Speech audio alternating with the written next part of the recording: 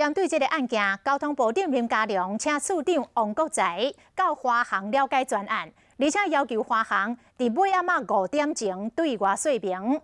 华航为着要有一个交代，是先来处罚3个人。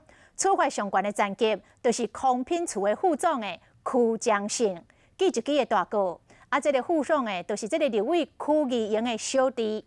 也毋过，处长王国材认为，这代志也未查清楚，就来处罚，这无道理，所以退回处罚的名单。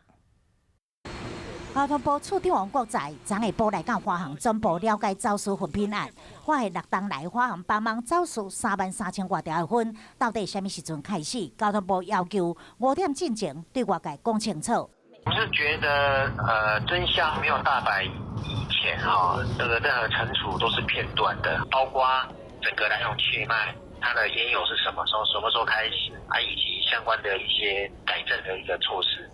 华航伫深夜快速处理，包括空中用品部副总立委区议员的小弟区中信被记一大告，空品部的协理为后甲高宿官记2小告。不过王国材退回停处名单，要求调查完才佫讲，查走私分若是交通部海关嘛开检讨会议，要追究华盛空厨保税仓库管理不当的责任。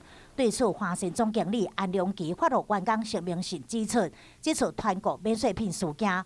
华盛员工由于是保密作业方式办理，任务圆满达成，身为专业经理人，愿承担一切责任。至于少校吴宗宪，他拿了玉山银行的信用卡去刷了645万买免税烟。金管会现在怀疑他是提前一缴，也就是先将钱存进了玉山银行的账户里。不过金额如果超过50万，就应该通报调查局。玉山银行恐怕难逃责任。走私分的风暴已经超过3天，各机关才动起来追查，会当查到倒位，会当查偌深，各界拢在关注。